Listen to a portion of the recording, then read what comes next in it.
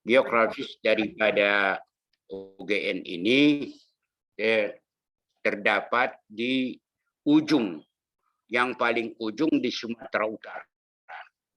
Yang jelasnya Universitas Nusantara itu berada yang paling akhir dari ujung Sumatera Utara perbatasan dengan Sumatera Barat. Jadi letak dia itu tepatnya namanya di kota Padang Sidempuan. Yang sebenarnya ini dulu adalah satu kawasan yang namanya Tapanuli Selatan. Tetapi Tapanuli Selatan ini sudah dimekarkan jadi satu kota dan 4 kabupaten. Sehingga yang namanya Tapanuli Selatan itu sudah 4 bupati dan 1 wali kota. Ini yang terjadi. Kemudian PTS kita ini adalah pemilik Pemda, yaitu dimiliki oleh Pemda Tapanuli Selatan itu sendiri. Karena sebelum dia dulunya dimekarkan, bahwa UGN sudah berdiri sejak tahun 1985. Jadi umur daripada PTS kita ini sudah cukup lama dapat dikatakan. Bapak Ibu yang saya hormati, kami sangat berterima kasih sekali kepada saudara Ketua Prodi Matematika yang ada di UGN ini, kemudian dengan seluruh perangkat-perangkatnya itu telah berhasil melaksanakan webinar ini. Selanjutnya kami sampaikan bahwa di sini kami tentu belajar. Karena acara-acara seperti ini lagi sekarang digiatkan untuk transformasi ilmu kita, apalagi dalam matematik. Perlu disampaikan pada Bapak Dr. Ruli, pendidikan matematik di FKIP yang ada di UGN itu Pak, ada dosennya sekarang 9 dosen yang sudah dikatakan hanya hampir seluruh hanya 2 orang lagi barangkali yang belum sertifikasi Pak. Tetapi bagaimana ada barangkali yang bisa janggal kita lihat, akreditasinya masih digolongkan C atau B yang sekarang ini berendah lah dikatakan. Maka perlu untuk itu juga nanti Pak Ruli sampaikan masukan kepada kami. Kami berusaha bagaimana untuk akreditasi ini dapat meningkat.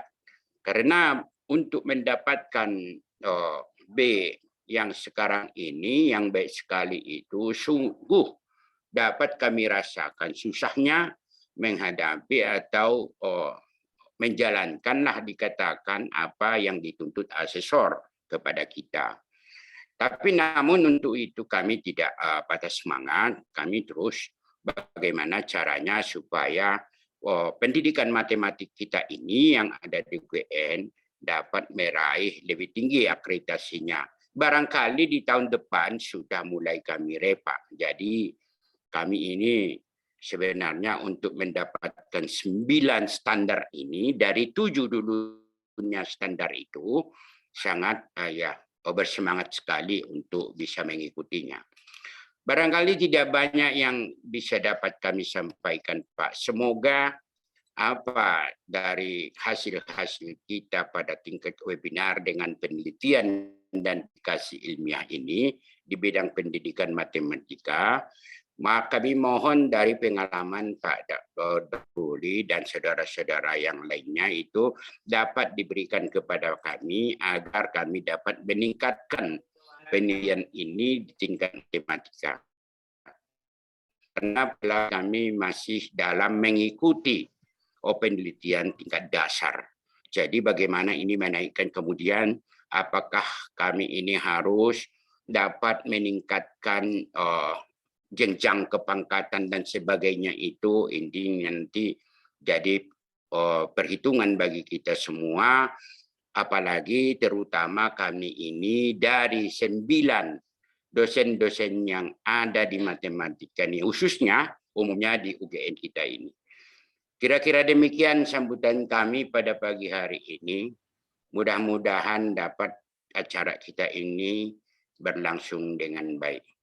Demikian, wassalamualaikum warahmatullahi wabarakatuh. Waalaikumsalam warahmatullahi wabarakatuh. Terima kasih kami ucapkan kepada Bapak Rektor UGM Padang Sidimpuan atas sambutannya. Selanjutnya, sambutan oleh Dekan Fakultas Keguruan dan Ilmu Pendidikan. Kepada Ibu Fauzia Nasution MPD, kami persilahkan. Terima kasih kepada moderator. Assalamualaikum warahmatullahi wabarakatuh. Waalaikumsalam. Selamat pagi dan salam sejahtera buat kita semua. Salam budaya. Yang saya hormati Bapak Rektor Universitas Geraha Nusantara Padang Sidimpuan. Yang saya hormati Bapak narasumber yang sengaja kita undang. Yang saya hormati Ibu Ketua Program Studi Pendidikan Matematika. Yang saya hormati Bapak Ibu dosen yang berada bersama kita di pagi hari ini. Dan yang saya sayangi adalah adik-adik mahasiswa yang begitu antusias untuk mensukseskan acara ini.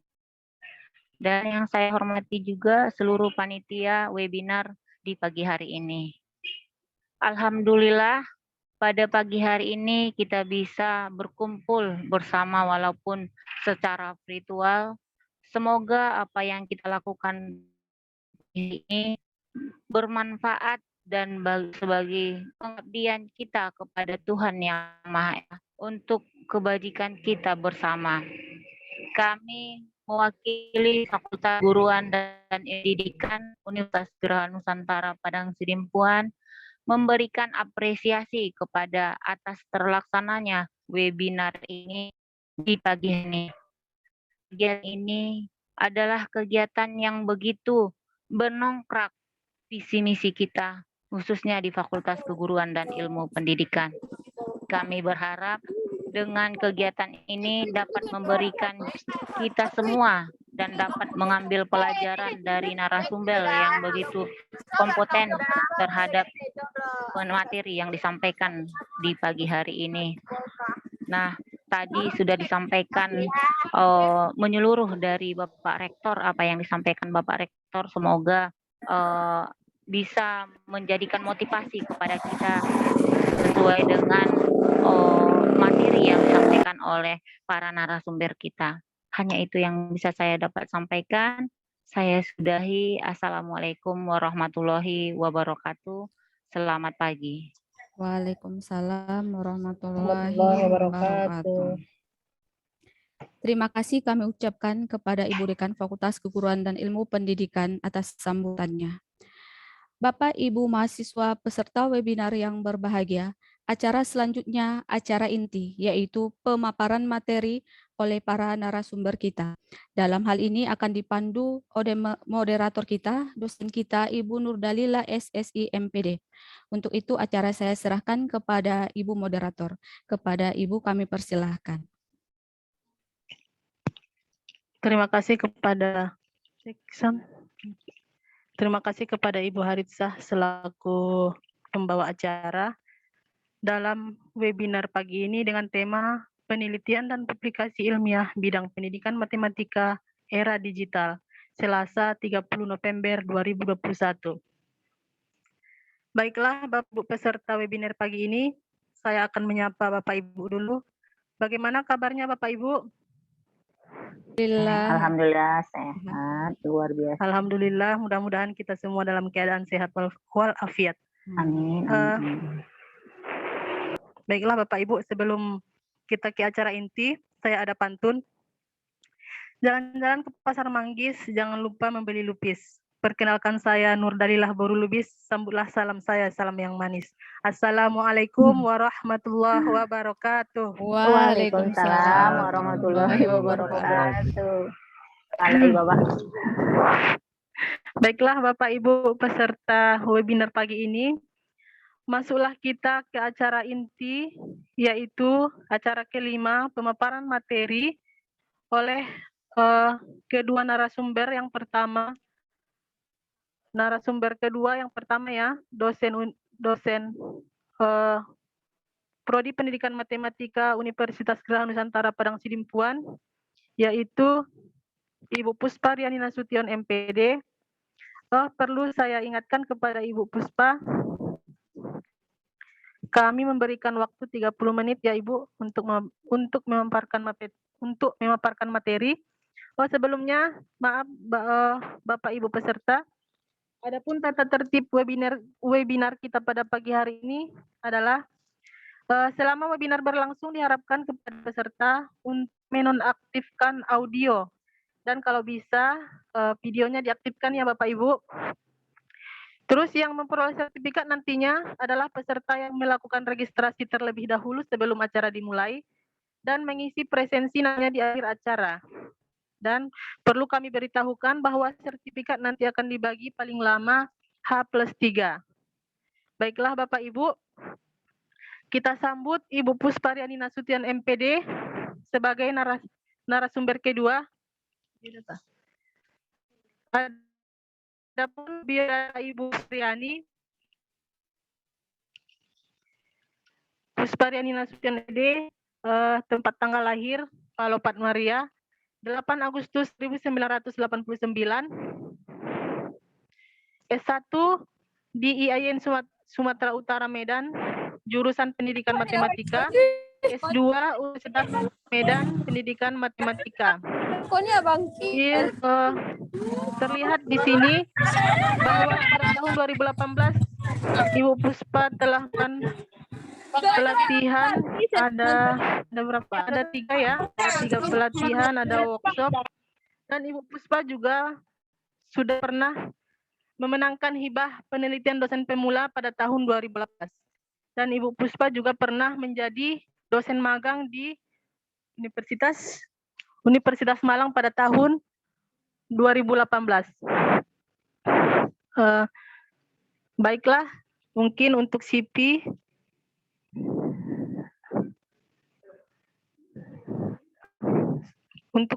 sudah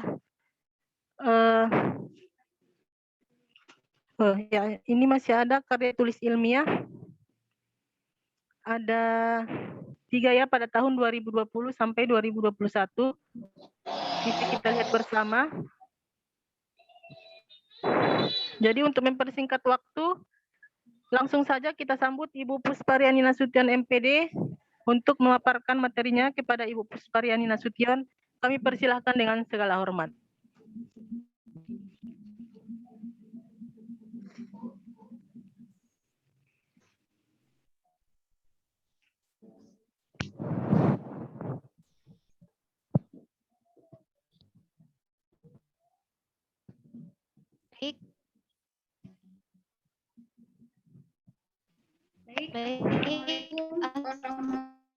Assalamualaikum warahmatullahi Udah kedengaran. Assalamualaikum warahmatullahi wabarakatuh. Waalaikumsalam warahmatullahi wabarakatuh.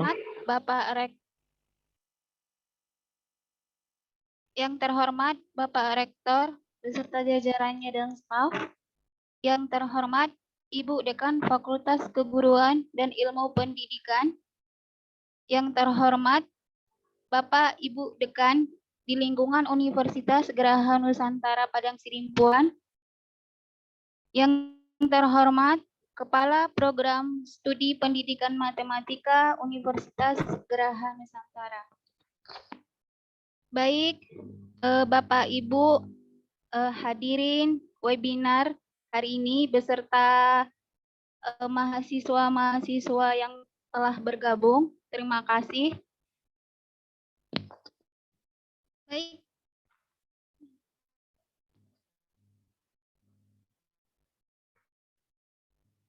Baik, saya di sini perkenalkan, nama saya Pusparia Nasuti. Saya di sini sebagai dosen pendidikan matematika Universitas Geraha Nusantara sebagai narasumber kedua yang akan membawakan materi mengenai konsep dasar penelitian.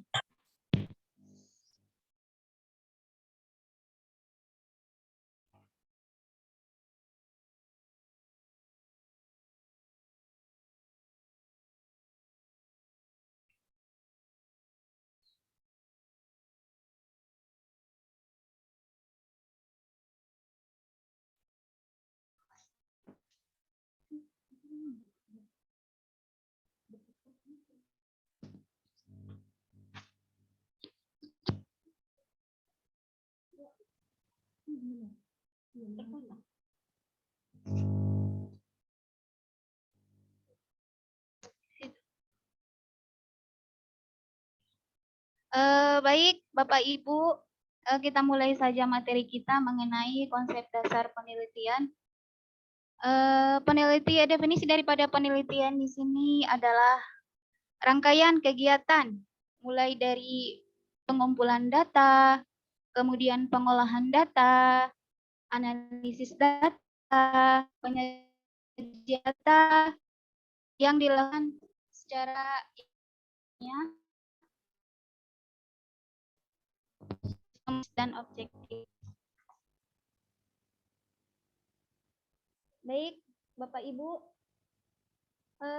inti dari penelitian itu nanti akan menarik suatu kesimpulan. Kemudian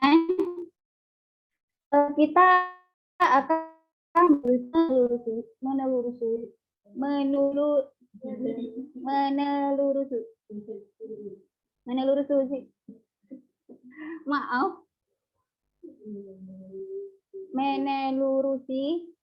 mengapa masalah itu terjadi di lapangan. Kemudian menurut suatu kesimpulan yang nanti hasil penelitian itu akan memberikan suatu rekomendasi untuk melakukan pencegahan supaya masalah yang ada tidak akan terjadi lagi ke depannya.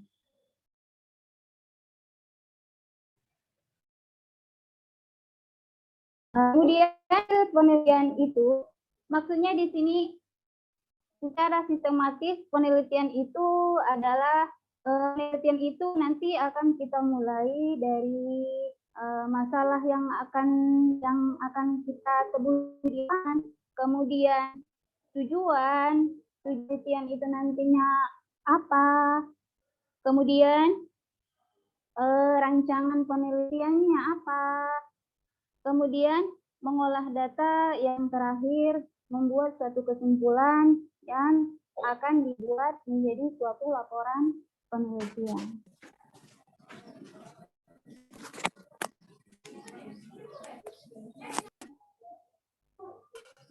Baik, Bapak Ibu, kita lanjut mengenai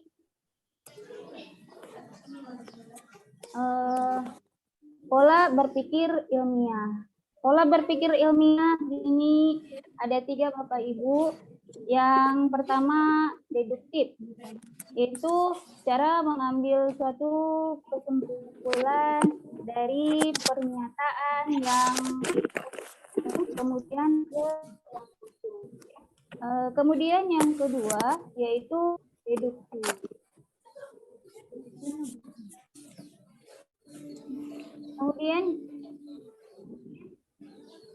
Kemudian yang kedua Bapak Ibu yaitu pola berpikir ilmiah secara deduktif ya Bapak Ibu. Apa itu? Yaitu merupakan suatu pengambilan kesimpulan yang dimulai dari pernyataan-pernyataan umum ke pernyataan-pernyataan yang bersifat khusus. Itu dia pola berpikir ilmiah dalam suatu penelitian. Kemudian selanjutnya yang ketiga adalah induktif atau deduktif atau dimikkan ya, perpaduan antara induktif, deduktif atau sebaliknya deduktif, induktif. Kita gabung yang keduanya. Baik, Bapak kita lanjut.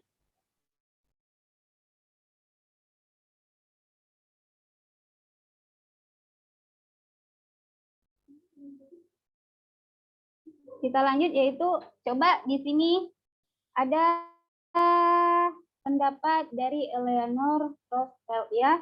Ada 3 orang tipe manusia. Yang pertama itu ada orang hebat. Siapa itu orang hebat? Orang hebat itu katanya dia di sini berbicara tentang ide-ide baru atau gagasan-gagasan yang kita dapatkan. Nah, di sini ide-ide baru, gagasan-gagasan itu termasuk di sini kita sebagai peneliti. Itulah orang hebat yang levelnya di atas. Kemudian yang menengah, orang biasa. Orang biasa itu berbicara tentang kejadian. Berbicara tentang kejadian. Misalnya tentang kejadian saat ini, misalnya wabah sekarang COVID-19. Gitu. Kemudian level yang terendah itu ada orang kecil itu. Siapa itu orang kecil? Itu orang kecil yang berbicara tentang orang lain. Nah, itu dia tipe manusia menurut Eleanor Roosevelt. Orang kecil itu yang paling kecil itu berbicara tentang orang lain. Iya, kalau berbicara tentang orang lain mengenai kebaikan. Kalau yang berbicara tentang orang lain mengenai kejahatan, ya nggak bagus, dosa ya Bapak Ibu ya. Baik, selanjutnya Bapak Ibu, yaitu indikator penelitian yang baik. Ada di segi penelitian yang baik itu bagaimana? Yang pertama, yang baru. Penelitian yang baru, kemudian original. Nah, kemudian yang kedua, indikator yang baik itu adalah mempunyai manfaat yang nyata. Baik dia mempunyai manfaat untuk dirinya sendiri, mempunyai manfaat untuk orang lain, masyarakat banyaklah. Kemudian yang ketiga, Bapak Ibu, yaitu memiliki nilai ekonomi yang tinggi. Banyak perguruan-perguruan tinggi yang melakukan penelitian itu memiliki nilai ekonomi yang tinggi, Bapak Ibu. Baik. Selanjutnya Bapak Ibu, yaitu komponen penelitian. Apa itu komponen-komponen penelitian itu? Di sini ada 4. Ada cara ilmiah, kemudian penelitian itu nanti akan berhubungan dengan data, kemudian kalau kita berbicara mengenai penelitian, apa tujuan penelitian kita itu? Nah, kemudian yang terakhir, apa kegunaannya? Ya, baik. Itu. Kemudian selanjutnya adalah cara ilmiah, Bapak Ibu. Kita bahas yang pertama dulu, yaitu komponen cara ilmiah. Cara ilmiah yang pertama itu rasional, kemudian empiris, sistematis.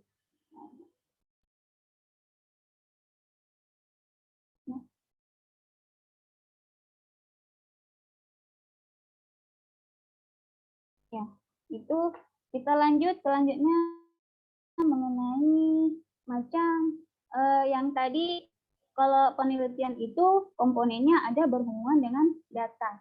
Maka di sini saya tampilkan ada beberapa macam data. Yang pertama di sini ada kualitatif, kemudian yang kedua dia ada kuantitatif. Kualitatif itu nanti dia ada ciri khas daripada penelitian kualitatif. Yang pertama dia empiris, dia berupa kata-kata, kalimat, gambar. Nah, kemudian yang kuantitatif. Yang kuantitatif dia dibagi menjadi diskrit dan kontinum. Kontinum ini nanti akan dibagi menjadi, yaitu ada data ordinal, data interval, kemudian ada data rasio Bapak Ibu. Ya. Nah, di sini ada contoh data diskrit Bapak Ibu. Contoh data diskrit dalam satu penelitian. Nah, di sini ada gambar apel.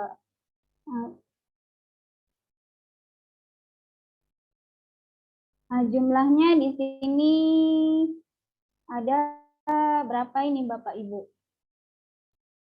20. Ada 20.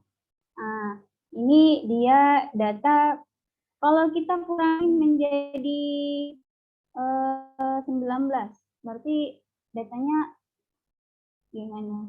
Nggak valid Bapak Ibu. Dari juga dari penelitian. Itu. Kemudian selanjutnya contoh skala ordinal. Ini data ordinal.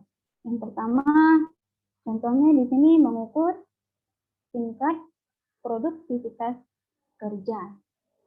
Nah, nilainya, angkanya di sini, angkanya kalau 100, nilainya dapat, kalau nilainya 1, angkanya berarti 100. Kalau 2, 80, 3, 75. Kemudian begitu juga nanti selanjutnya sampai angkanya menurun dan nilainya nanti akan bertambah. Itu contoh data ordinal. Kemudian contoh interval. Nah, contoh data interval di sini untuk adik-adik mahasiswa yang sudah bergabung, di sini contoh data interval adalah suhu. Ya, intervalnya di sini kelihatan 0 derajat, 20 derajat, 40 derajat.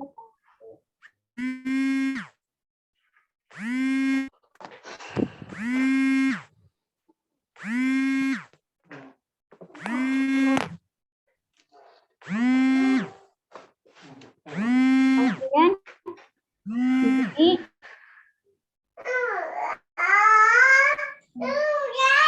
contoh data rasio. Contoh data rasio Bapak Ibu, misalnya di sini ada IPK, kemudian hasil pengukuran panjang dan berat. Apa bedanya Ibu data rasio dengan data interval? Nah, kalau ada nol absolut. Tolong Bapak Ibu di-unmute suaranya.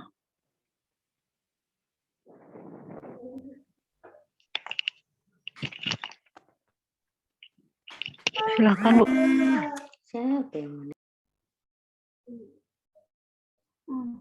terima kasih.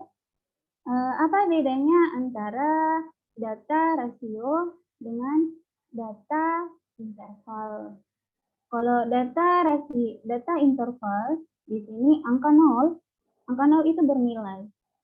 Nah, contohnya 0 derajat Celcius itu ada nilainya, 0 derajat Celcius. Akan tetapi di data rasio 0 itu tidak punya nilai. Nah, contoh misalnya pengukuran panjang atau berat 0 kilogram, berarti nggak ada nilai 0 kilogram, itu nggak ada. Ya, nggak ada nilai ya Bapak Ibu. Baiknya. Kemudian ada dia kriteria penelitian yang baik.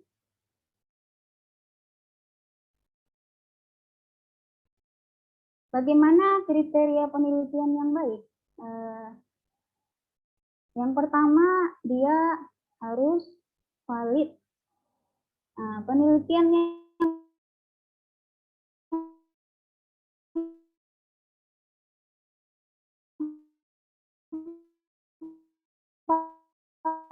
dengan laporan yang dibuat oleh peneliti. Contohnya bagaimana valid? Contohnya ketika menilai seorang dosen. Misalnya kinerja seorang dosen di lapangan dia bagus. Nah, di laporan penelitian dia buat tidak bagus. Itu tidak valid Bapak Ibu. Nah, itu. Kemudian kriteria penelitian yang baik yang kedua yaitu reliable. Reliable itu dapat dipercaya.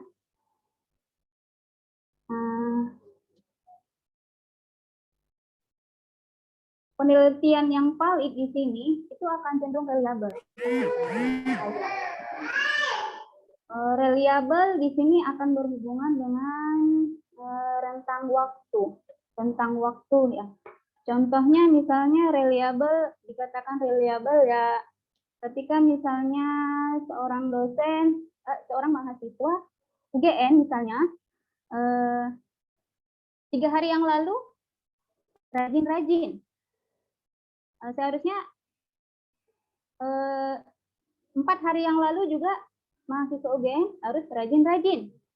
3 hari mendatang itu juga mahasiswa UGM itu datanya ya harus rajin-rajin, gitu, reliable, dapat dipercaya. Itu akan berhubungan dengan rentang waktu. Jangan nanti 3 hari yang lalu dosen UGM rajin-rajin, tiba 2 hari mendatang dosen mahasiswa UGM malas-malas.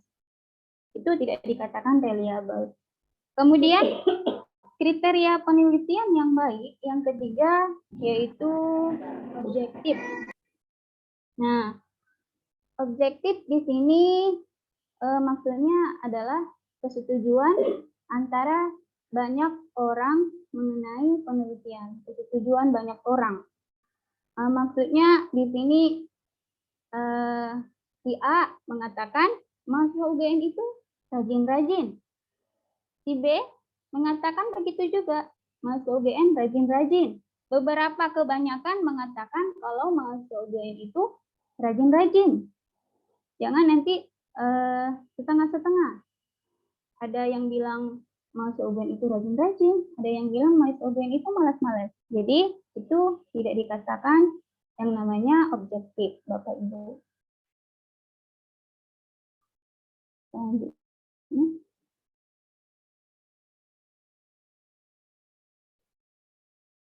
Nah, di sini ada tujuan penelitian.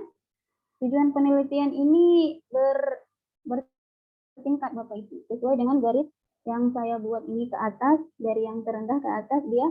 Yang pertama itu tujuan penelitian itu untuk menggambarkan atau memotret apa yang terjadi. Hanya itu, untuk menggambar atau memotret apa yang terjadi di lapangan. Itu yang paling terendah.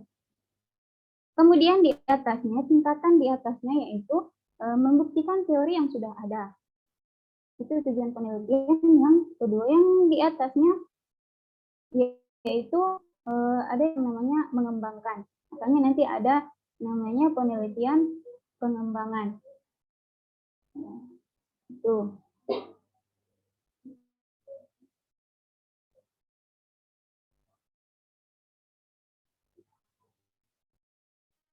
Baik, selanjutnya saya akan jabarkan di sini mengenai jenis-jenis penelitian pada umumnya. Pada umumnya yang pertama berdasarkan tempatnya, berdasarkan ilmu. Berdasarkan tempatnya di sini akan ada 3 macam ini. Ada penelitian yang tempatnya laboratorium, kemudian penelitian perpustakaan, kemudian penelitian lapangan dan lain-lain. Kemudian berdasarkan bidang ilmu ya masing-masing. Contohnya di sini penelitian ilmu alam, ada penelitian pendidikan, penelitian pendidikan Islam, kemudian ada penelitian ilmu-ilmu sosial. Ya.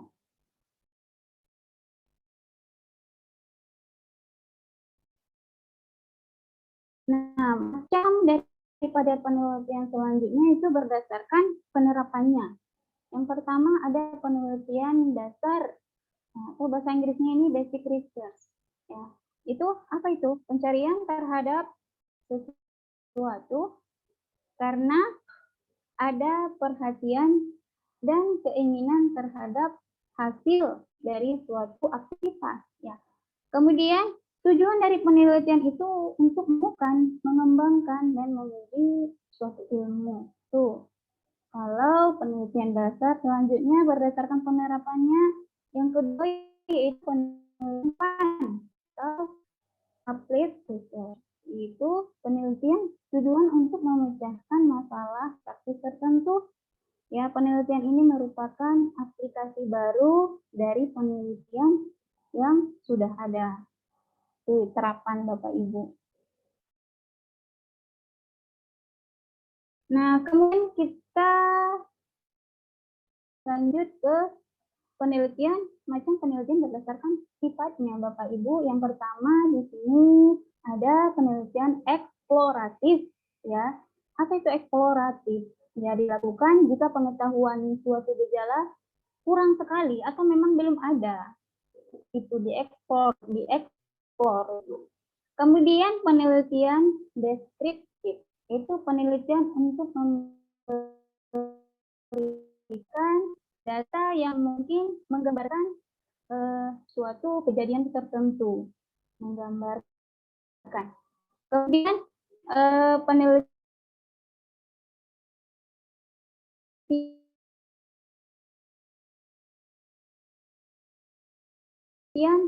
ekonomi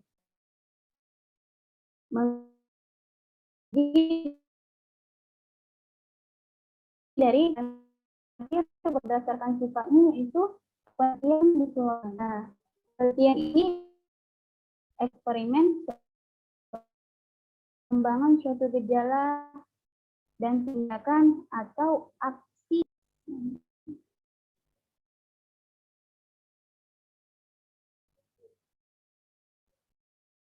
Kemudian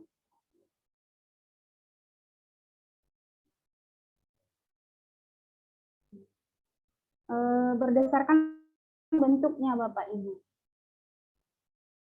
Macam penelitian berdasarkan bentuknya ini ada 3 nanti. Yang pertama ada diagnostik, kemudian preskriptif, dan evaluatif.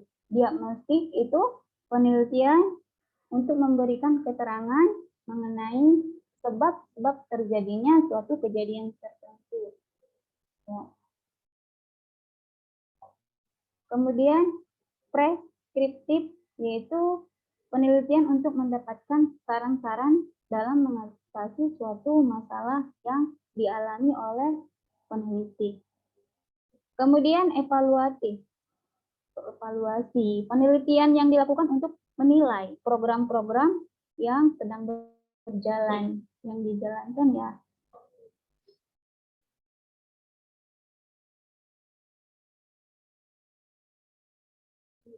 Nah, ini akhir ini berdasarkan filosofi dengan data ya. Ada 5. Di sini metode penelitian kualitatif yaitu penelitian yang didasarkan pada hasil eksplorasi. Maksudnya di sini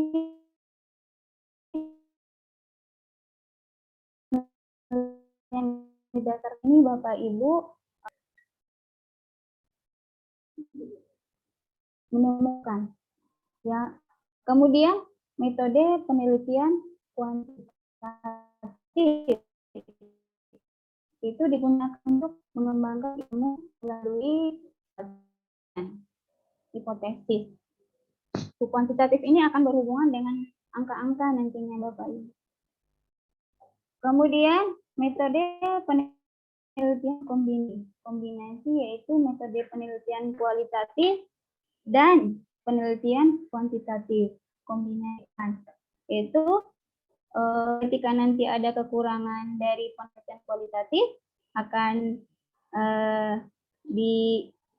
dilengkapi oleh penelitian kuantitatif, begitupun sebaliknya. Kemudian selanjutnya ada metode penelitian pengembang, itu penelitian yang menghasilkan suatu produk, menghasilkan suatu kalau dalam perguruan tinggi ini Bapak Ibu semua kita sering melihat ketika dalam suatu penelitian hibah menghasilkan suatu produk. Kemudian selanjutnya yang terakhir yaitu metode penelitian tindakan komprehensif. Termasuk juga di sini tidak adil bagi yaitu metode penelitian tindakan kelas.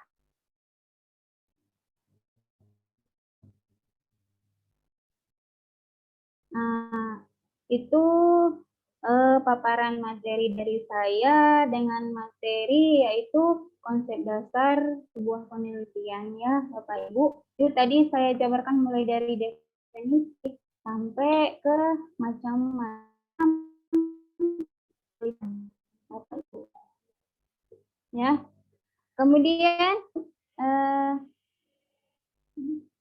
saya ada pertanyaan untuk Bapak Ibu ya.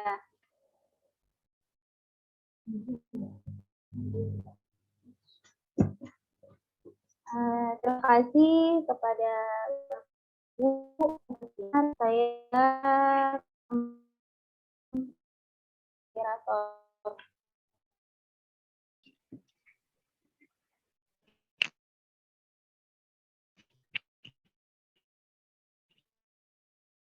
moderator.